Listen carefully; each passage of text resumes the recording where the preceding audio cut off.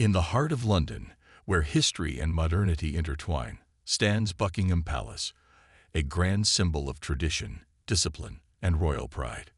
Every day, thousands of tourists from all corners of the globe flock to this iconic landmark, eager to catch a glimpse of its majestic architecture and perhaps even spot a member of the royal family.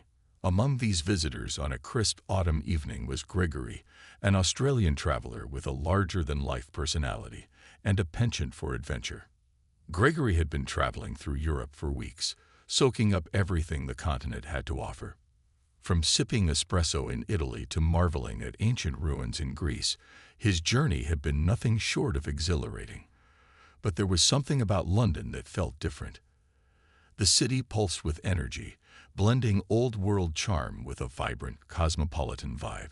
It wasn't long before Gregory found himself immersed in its lively pub culture, swapping stories with locals and fellow travelers over pints of ale. On this particular night, Gregory's itinerary took him to a cozy pub nestled near Piccadilly Circus. The place buzzed with activity, filled with cheerful chatter and laughter. Surrounded by newfound friends he'd met earlier in the day, Gregory was in high spirits. As the hours ticked by, so did the rounds of drinks. What started as a casual evening quickly turned into a boisterous celebration. By midnight, Gregory was far from sober, his judgment clouded by the effects of one too many beers. Despite his tipsy state, Gregory still had enough clarity to remember that Buckingham Palace was just a short walk away. "Let's go see the guards," he exclaimed, his voice slurred but enthusiastic. His companions exchanged nervous glances, unsure if it was such a good idea given the late hour and Gregory's increasingly rowdy demeanor. But Gregory was insistent.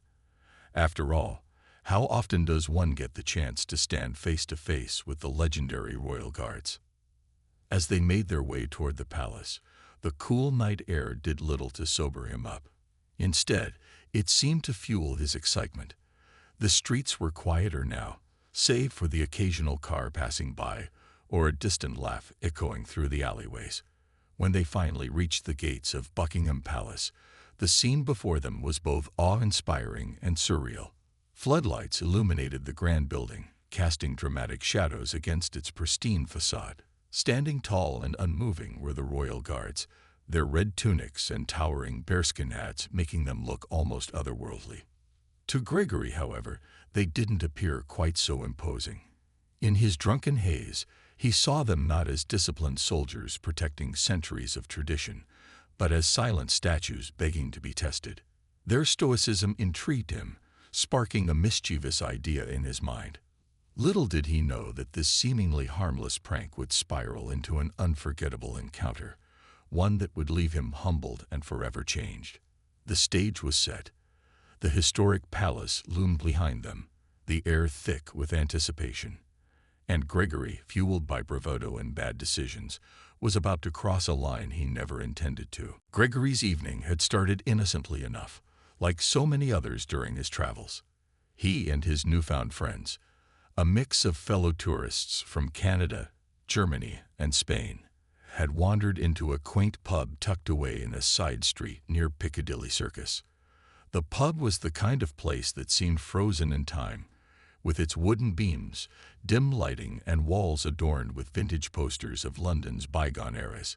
It wasn't just a drinking spot. It felt like stepping into a living piece of history. The group quickly bonded over shared stories of their adventures across Europe. There was Mia, a Canadian backpacker who had hitchhiked through Scotland; Lars, a German engineer taking a break from his demanding job; and Sofia, a Spanish artist sketching her way through the continent. Gregory fit right in, regaling them with tales of his own escapades, from skydiving in New Zealand to accidentally ordering 10 plates of snails in France. His booming laugh and animated storytelling made him the life of the party, and soon everyone was raising their glasses to toast his legendary travel spirit. But as the night wore on, the pints kept coming. What began as friendly banter turned into raucous laughter, fueled by one too many rounds of drinks. The pub's jukebox played classic rock songs, which only added to the lively atmosphere. At some point, Gregory stood up and attempted an impromptu karaoke performance, belting out lyrics to a crowd that cheered him on despite, or perhaps because of, his off-key singing. By now, his Australian accent was thicker than ever, and his coordination was starting to falter. It was Mia who first suggested they head back to the hotel. "We've got an early train tomorrow," she reminded the group, trying to sound responsible but failing to hide her own tipsy grin. But Gregory wasn't ready to call it a night. "Not yet," he declared, slamming his empty glass onto the table for emphasis. "Let's do one last thing before we go." That's when the idea hit him, or rather, he stumbled upon it. Earlier in the day, while touring Trafalgar Square, someone had mentioned how close Buckingham Palace was. Gregory remembered being fascinated by the thought of seeing the famous royal guards up close. Now, half-drunk and full of misplaced confidence, he decided this was the perfect time to pay them a visit. "Come on, mates, let's go see the palace guards," he urged, his eyes gleaming with mischief. His suggestion was met with a mix of hesitation and amusement. Lars raised an eyebrow. "At midnight? Are you sure?" Sophia giggled nervously. "I don't think they'll appreciate us showing up drunk." But Gregory brushed off their concerns. "Relax, it'll be fun. Besides, those guards never move anyway. They're like statues. What's the worst that could happen?" Despite their reservations, no one wanted to spoil the mood, so they reluctantly agreed to tag along. As they stepped outside, the cool night air provided a brief moment of clarity, or at least the illusion of it. The streets were quieter now, bathed in the soft glow of streetlights. Gregory led the way, weaving slightly as he walked, his excitement growing with each step closer to the palace. His friends followed behind, torn between concern and curiosity about what might unfold next. By the time they reached the gates of Buckingham Palace, Gregory's energy had reached new heights. He squinted at the towering structure ahead, its grandeur somehow amplified under the floodlights. And then he spotted them, the royal guards, standing perfectly still in their iconic red uniforms and towering bearskin hats. To Gregory, they looked almost unreal, like figures from a storybook brought to life. But instead of feeling awe or respect, he felt something else entirely, a strange urge to test their stoicism. Unbeknownst to him, this decision would set off a chain of events that none of them could have predicted. The laughter and camaraderie of the pub now felt worlds away, replaced by an eerie tension as Gregory approached the guards, ready to push boundaries he didn't fully understand. As Gregory approached the gates of Buckingham Palace, his friends lingered behind, unsure whether to intervene or let him proceed with whatever plan was brewing in his alcohol-fueled mind. The royal guard stood tall and motionless, their presence commanding respect even in the quiet of the night. To most people, these sentinels were a symbol of discipline and tradition, but to Gregory, they seemed like an irresistible challenge, a test of patience wrapped in red coats and bearskin hats. "This is going to be hilarious," Gregory muttered under his breath, his voice tinged with mischief. He turned to his friends, who were standing a few feet away, watching nervously. "Watch this," he said with a wink, as if he were about to pull off some grand prank. Without waiting for a response, he stepped closer to one of the guards, his unsteady gait betraying his intoxicated state. At first, Gregory tried the obvious, waving his hands wildly in front of the guard's face, shouting jokes, and making exaggerated faces. But no matter what he did, the guard remained completely still, his expression unreadable. It was as though Gregory didn't exist at all. This lack of reaction only fueled Gregory's frustration. Instead of backing off, he doubled down, determined to get some kind of acknowledgement. "Hey, mate," Gregory called out, his voice louder now, echoing slightly in the empty square. "You're not paid enough to ignore me, are you?" Still nothing. Not a twitch, not a blink, just that impenetrable wall of stoicism. His friends cringed, exchanging uneasy glances. Lars whispered to Mia, "This isn't going to end well." Sophia simply shook her head, too embarrassed to speak. But Gregory wasn't done yet. Feeling increasingly foolish and perhaps a bit defensive, he decided to take things further. In a moment of poor judgment, he leaned forward and spat toward the guard's polished boots. The sound of it hitting the ground broke the silence like shattering glass. For a brief second, everything froze. Even Gregory seemed to realize he crossed a line, his grin faltering as reality began to sink in. The atmosphere shifted instantly. The playful energy that had surrounded them moments ago evaporated, replaced by an uncomfortable tension. The guard didn't flinch or react immediately, but the air felt heavier somehow, charged with unspoken consequences. Gregory's friends gasped audibly, their eyes wide with disbelief. "Gregory, stop," Mia pleaded softly, her voice trembling. But it was too late. The act was done. For Gregory, time seemed to slow down. As he stood there, swaying slightly on his feet, he couldn't help but notice the subtle change in the guard's posture. Though the soldier hadn't moved an inch, there was something different about him. An aura of authority that made Gregory suddenly feel very small. The weight of what he had just done pressed down on him, and for the first time that night, he found himself at a loss for words. Behind him, his friends whispered urgently among themselves. "We should leave," Lars suggested, clearly alarmed. "Now." But no one made a move to drag Gregory away. They were frozen in place, caught between fear and fascination, unable to look away from the scene unfolding before them. And then, without warning, the guard took a single step forward. It was a deliberate movement, calculated and precise, breaking the rigid formation that had defined him until now. The action sent a ripple of shock through the group. Gregory stumbled backward instinctively, his bravado crumbling as quickly as it had built up. He opened his mouth to say something, anything, but no words came out. All he could do was stare, his heart pounding in his chest, as the guard locked eyes with him. What happened next would stay etched in Gregory's memory forever, not because of anger or violence, but because of the profound lesson he was about to learn. In that moment, surrounded by the grandeur of Buckingham Palace and the unwavering dignity of the Royal Guard, Gregory realized that his actions carried far more weight than he had ever imagined. The guard's single step forward felt like a thunderclap in the stillness of the night. Though his movement was slow and deliberate, it carried an undeniable weight, a silent signal that this was no longer just a foolish prank, but a serious matter. Gregory froze mid-stumble, his drunken bravado evaporating like mist under the morning sun. For the first time that evening, he found himself completely sober, not because the alcohol had worn off, but because fear and shame were flooding through him. The guard stood tall, towering over Gregory both physically and symbolically. His face remained expressionless, yet there was something in his eyes, a quiet intensity, that made Gregory feel as though he were being scrutinized down to his very soul.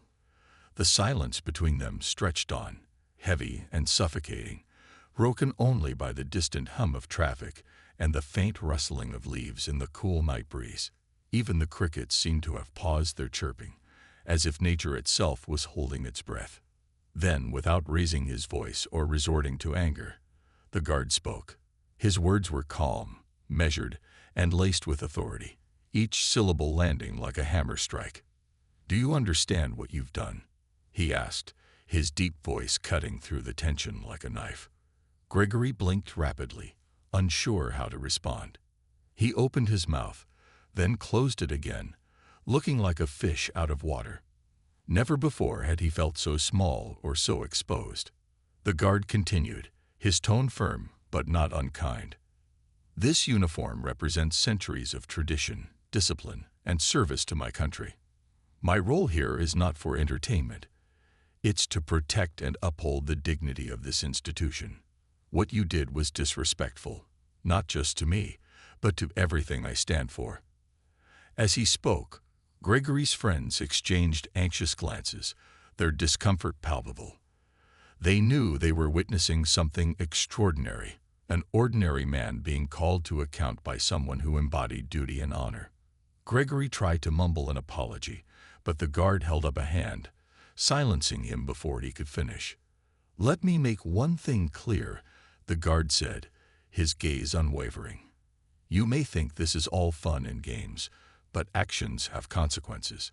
If you want to mock or challenge someone, fine, but understand who and what you're dealing with. This isn't about me. It's about respecting boundaries and recognizing the value of things greater than yourself." Every word hit Gregory like a punch to the gut. He had always considered himself a carefree spirit, someone who lived life without taking anything too seriously. But now, standing face to face with this guardian of tradition, he realized how shallow his behavior had been. The guard wasn't yelling or threatening him. He didn't need to. His composure and conviction spoke volumes, leaving Gregory feeling utterly humiliated. As the lecture came to an end, the guard took a step back, resuming his original position as though nothing unusual had occurred. To anyone passing by, he might have appeared unchanged, just another stoic figure guarding the palace gates. But for Gregory and his friends, the encounter was transformative. It wasn't the reaction they had expected, not a raised fist or a harsh reprimand, but something far more powerful, a lesson delivered with dignity and grace. For Gregory, the moment lingered long after the guard returned to his post. He stood there, rooted to the spot, replaying the exchange in his mind. Every word echoed in his ears, forcing him to confront the recklessness of his actions. Slowly, painfully, he began to grasp the magnitude of what he had done, and the person he had allowed himself to become in that fleeting moment of arrogance. Behind him, his friends whispered nervously, urging him to leave before things escalated further. But Gregory barely heard them. He was too busy grappling with a flood of emotions: embarrassment, regret, and, surprisingly, gratitude. Gratitude that the guard hadn't reacted with anger, but instead chose to teach him a lesson he would never forget. The weight of the guard's words hung heavily in the air, wrapping around Gregory like a thick fog he couldn't escape. For a moment, it felt as though the entire world had paused, leaving only him and the towering figure in red standing at the center of everything. The silence that followed was deafening, broken only by the faint rustle of leaves and the distant hum of London's nighttime activity. Gregory's heart pounded in his chest, each beat echoing the shame that now consumed him. Finally, finding his voice, though it trembled and cracked, he managed to stammer out an apology. I'm sorry," he said, his words rushed and uneven. "I didn't mean any disrespect. I wasn't thinking." His eyes darted nervously between the guard and the ground, unable to hold either gaze for long. It was clear from his tone that this wasn't just an empty gesture. The sincerity in his voice was undeniable. He meant every word, even if those words felt woefully inadequate given what had transpired. But the guard didn't respond immediately. Instead, he stood there, his expression unchanged, giving Gregory a moment to truly absorb the gravity of the situation. When he finally spoke, his voice remained calm and measured, yet carried a depth that made Gregory's stomach twist with guilt. "Apologies are easy to give," the guard said, his piercing gaze locking onto Gregory once more. "What matters is whether you learn from your mistakes."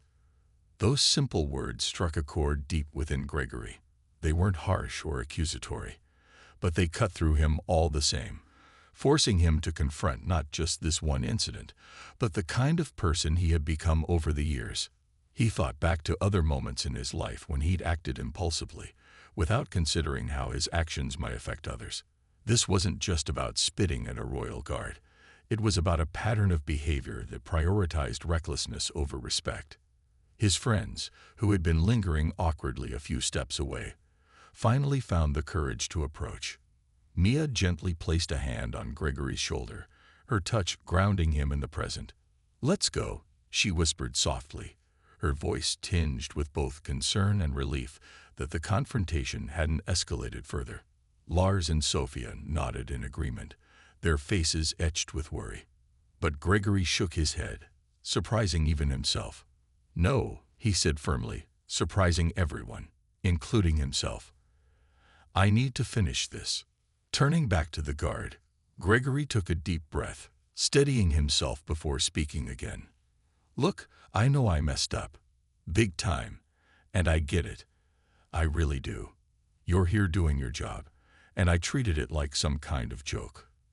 That wasn't fair to you, and it wasn't fair to what you represent. I promise you, I'll never let something like this happen again." His voice wavered slightly, but there was no mistaking the honesty behind it. For the first time since the encounter began, the guard's stern demeanor softened ever so slightly. Not enough to be noticeable to anyone passing by, but enough for Gregory to see it. A flicker of acknowledgement that his apology had been accepted. "Good," the guard replied simply, his tone neutral but less severe than before. "Remember this moment the next time you feel tempted to act without thinking." With that, the guard stepped back into position, resuming his role as though nothing unusual had occurred. To an outsider, he might have looked exactly the same as he had minutes earlier, stoic, unmovable, and utterly composed. But for Gregory, the man before him was no longer just a symbol of tradition. He was someone who had shown him grace in the face of disrespect, patience in the face of provocation, and wisdom in the face of foolishness. As Gregory turned to leave, his legs felt heavy, weighed down by the emotional toll of the past few minutes. His friends walked beside him in silence, unsure of what to say. None of them had expected the night to unfold this way, and none of them knew quite how to process what had happened. But one thing was certain: Gregory was different now. The cocky, carefree traveler who had strutted up to Buckingham Palace barely an hour ago was gone, replaced by someone humbled and reflective. By the time they reached the hotel, Gregory was visibly shaken. He sat on the edge of his bed, staring blankly at the wall as the events of the evening replayed in his mind. Sleep wouldn't come easily tonight, not with the memory of the guard's words echoing in his ears. Yet, amidst the embarrassment and regret, there was also a strange sense of gratitude. Gratitude that he'd been given the chance to see himself clearly, flaws and all. And gratitude that, despite everything, the guard had chosen to teach rather than punish. The next morning, Gregory woke up to the harsh light streaming through his hotel room window, his head pounding from the previous night's escapades. But it wasn't just the physical toll of drinking too much that weighed on him. It was the emotional aftermath of what had happened at Buckingham Palace. The guard's words replayed in his mind like a loop he couldn't escape. "Apologies are easy to give. What matters is whether you learn from your mistakes." Gregory knew he couldn't move forward without doing something, anything, to make amends. Sitting on the edge of his bed, he stared blankly at the floor, replaying every detail of the encounter. He thought about how foolish he must have looked, how disrespectful he had been, and how much worse things could have gone if the guard hadn't shown such restraint. It wasn't enough to simply feel guilty. He needed to take action. After showering and forcing down a quick breakfast, Gregory decided to return to Buckingham Palace, not to cause more trouble, but to try to set things right. His friends were hesitant when he told them his plan, urging him to let it go and focus on enjoying the rest of their trip. "It's done, mate," Lars said gently. "You apologized last night. Isn't that enough?" But Gregory shook his head firmly. "No," he replied. "An apology is just words unless you back it up with actions. I owe this guy, and the institution he represents, more than that." When they reached the palace gates again later that morning, the scene was markedly different. The area buzzed with activity as tourists milled around taking photos, and the guards stood tall and stoic, seemingly unaffected by the chaos surrounding them. Gregory approached one of the officers overseeing the guards, a man in a crisp uniform who exuded authority. Nervously clearing his throat, Gregory explained who he was and recounted the events of the previous night. To his relief, the officer listened patiently, nodding occasionally as Gregory spoke. "I came here today because I want to apologize properly," Gregory continued, his voice steady despite the nerves bubbling inside him. "I disrespected not only your colleague but also everything he stands for. That wasn't okay, and I'll carry that regret with me for a long time. If there's anything I can do to make up for it, even if it's just writing a letter or leaving flowers. I'd like to do that." The officer studied Gregory for a moment, perhaps trying to gauge the sincerity behind his words. Finally, he nodded slowly. "I appreciate your honesty and willingness to make amends," he said. "Let me pass along your apology to the guard involved. And yes, a written note would be appreciated. It shows accountability." With that, Gregory was handed a piece of stationery bearing the official emblem of the royal household. Back at the hotel, Gregory sat down at the desk in his room and poured his heart into the letter. He wrote about how ashamed he felt for his behavior, how much he respected the dedication and discipline required to serve as a royal guard, and how grateful he was for the lesson he had learned. He ended the letter with a promise to carry that lesson with him wherever he went. When he finished, he folded the paper neatly and placed it in an envelope, adding a small bouquet of flowers he picked up from a nearby shop. Returning to the palace later that afternoon, Gregory left the letter and flowers at the gate with a request for them to be delivered to the commanding officer. As he walked away, he felt a strange mix of emotions: relief that he had taken responsibility, gratitude that his gesture might help repair some of the damage he caused, and resolve to never let himself slip into such reckless behavior again. Word of Gregory's apology spread quietly among the staff stationed at the palace. While no formal acknowledgement was made publicly, those who heard about it acknowledged his effort as genuine. Some even remarked that his actions reminded them why forgiveness and redemption mattered, that everyone deserves a second chance, provided they're willing to earn it. For Gregory, the experience marked a turning point. He realized that mistakes, while painful, could become opportunities for growth. By choosing to confront his actions head-on instead of brushing them aside, he had begun to rebuild not only his self-respect, but also the respect of those around him. Though the road ahead wouldn't always be easy, he knew one thing for certain. He would never forget the quiet dignity of the guard who had taught him one of life's most valuable lessons. Weeks turned into months, and Gregory eventually returned to his home in Australia. Life moved on, as it always does, but the memory of that fateful night in London lingered with him like a shadow he couldn't shake, and strangely, he didn't want to. Instead of burying the incident deep in his mind, Gregory found himself reflecting on it often. It became a kind of personal benchmark, a reminder of how quickly arrogance could lead to regret, and how humility could pave the way for redemption. Back in his routine, Gregory began sharing stories from his travels with friends and family. But these weren't the wild tales of drunken escapades or outrageous adventures they might have expected. Instead, he spoke openly about the night at Buckingham Palace, the mistake he had made, the guard who had confronted him with grace rather than anger, and the profound impact it had on him. At first, people were surprised. Gregory wasn't known for being introspective. He was the life of every party, the guy who thrived on spontaneity and laughter.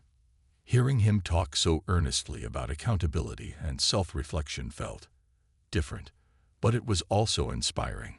One evening, during a casual get-together at his house, Gregory brought up the story again. This time, he went into greater detail, describing not just what happened, but why it mattered. "You know," he said, leaning forward slightly, his tone thoughtful, "I used to think living life without caring too much was the ultimate freedom. No rules, no regrets, just go wherever the wind takes you. But that night taught me something important. Freedom isn't about doing whatever you want. It's about owning your actions when things go wrong." His audience listened intently, hanging on to every word. Someone asked if the guard ever responded to his apology, and Gregory chuckled softly. "Not directly," he admitted, "but I heard through some contacts that my letter made its way to him, and apparently he appreciated the gesture. That meant a lot to me, not because I needed validation, but because it showed me that even small acts of sincerity can make a difference." Gregory's newfound perspective started influencing other areas of his life, too. He became more mindful of his behavior, both in social settings and in everyday interactions. If he noticed someone struggling, he offered help instead of cracking jokes. If he accidentally offended someone, He apologized immediately instead of brushing it off. These changes might have seemed minor to others, but to Gregory, they represented a shift, a conscious effort to live with integrity and respect. Word of his transformation spread quietly among his circle of friends. People who had once dismissed him as carefree to a fault now saw him in a new light. Gregory's change, one friend remarked to another over coffee. He's still fun to be around, but there's this depth to him now, like he actually thinks before he acts. Others agreed, noting how he seemed more grounded, more intentional in his choices. Months later, Gregory received an unexpected email from a travel blogger he'd met briefly during his trip to Europe. The blogger was working on a series of articles about meaningful travel experiences, moments that stayed with people long after their journeys ended. Would Gregory be willing to share his story? At first, he hesitated. Talking about his misstep publicly felt daunting, even embarrassing. But then he remembered the lesson he had learned. Owning your mistakes was part of growth. With a deep breath, he agreed. When the article was published online, it resonated with readers far beyond what Gregory had anticipated. Comments poured in from strangers all over the world, many thanking him for sharing his experience. Some admitted they had been in similar situations where recklessness got the better of them. Others expressed admiration for his willingness to take responsibility. One reader wrote, "Your story reminds us that we're all capable of messing up, but we're also capable of learning and growing. Thank you for reminding me of that." Reading those responses filled Gregory with a sense of purpose he hadn't felt before. What had started as a humiliating mistake had transformed into an opportunity to connect with others, to inspire reflection and change. And while he knew he would never be perfect, he was human after all. He also knew he was on a path toward becoming a better version of himself. The guard at Buckingham Palace may never have realized the ripple effect of his calm confrontation that night, but Gregory carried the weight of it with gratitude. Every day, he reminded himself of the dignity and discipline embodied by that uniform, and vowed to honor it by living with the same level of respect and accountability. Time has a way of smoothing out the rough edges of life, but some lessons stay sharp, etched into memory like carvings on stone. For Gregory, the incident at Buckingham Palace became one of those indelible marks, shaping not just how he saw himself, but how he interacted with the world around him. It wasn't just a story from his past. It was a compass guiding his future. Years later, Gregory found himself sitting in a cozy cafe in Melbourne, sipping coffee and flipping through an old travel journal. The pages were filled with scribbles, doodles, and hastily written notes from his adventures across Europe. As he turned to the section about London, he paused, running his fingers over the words he jotted down after that fateful night.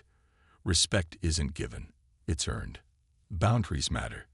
Accountability changes everything. He smiled faintly, remembering how far he'd come since then. Gregory's transformation wasn't dramatic or flashy. It didn't involve grand gestures or sweeping declarations. Instead, it unfolded quietly, in small but significant ways. He became more intentional in his relationships, listening more than speaking, offering support instead of judgment. At work, he volunteered for leadership roles, surprising even himself with his ability to guide teams with patience and fairness. Friends joked that he had become the wise one, though Gregory always brushed it off with a laugh. Deep down, however, he knew they were right. That reckless tourist who once spat at a royal guard felt like someone else now, a distant version of himself left behind in another chapter of his life. One day, while attending a community event focused on youth mentorship, Gregory was asked to share a personal story with the group. Many of the attendees were teenagers navigating challenges of their own: peer pressure, self-doubt, and the search for identity. Gregory hesitated at first, unsure if his tale would resonate with them. But as he began speaking, he realized something remarkable. His vulnerability struck a chord. "I've done things I'm not proud of," he admitted, looking around the room. "Things that made me feel small and ashamed. But here's the thing. I learned from them. And you can too. Every mistake is a chance to grow, as long as you're willing to face it head on." Afterward, several teens approached him, eager to talk. One boy shyly confessed that he often acted impulsively to impress his friends, even when he knew it was wrong. Another girl shared how she struggled with apologizing because she feared looking weak.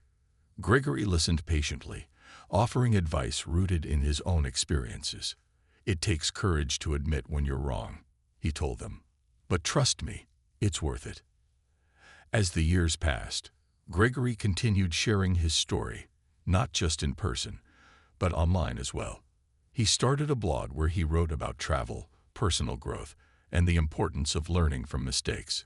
His posts gained traction, particularly one titled, "The Night I Spat at a Royal Guard, and What It Taught Me." Readers connected with its honesty and humor, often leaving comments thanking him for reminding them of their own capacity for change. Despite his newfound role as a storyteller and mentor, Gregory never forgot the man who had set him on this path, the royal guard whose quiet dignity had spoken louder than any reprimand ever could. Though he never saw the guard again, Gregory often imagined what he might say if they met under different circumstances. "Thank you," he would tell them. "You didn't just teach me respect that night. You taught me humanity." In the end, Gregory's journey came full circle. From a carefree traveler seeking thrills to a thoughtful individual dedicated to making a positive impact, he proved that people are capable of growth, even when it stems from moments of failure. The drunken prank at Buckingham Palace remained a part of his history, but it no longer defined him. Instead, it served as a testament to the power of reflection, accountability, and redemption. And so, Gregory carried forward, humbled by his past and inspired by the endless possibilities of his future. He knew he would stumble again. That was inevitable. But he also knew he had the tools to rise each time. After all, every step, misstep, and course correction was part of the adventure called life.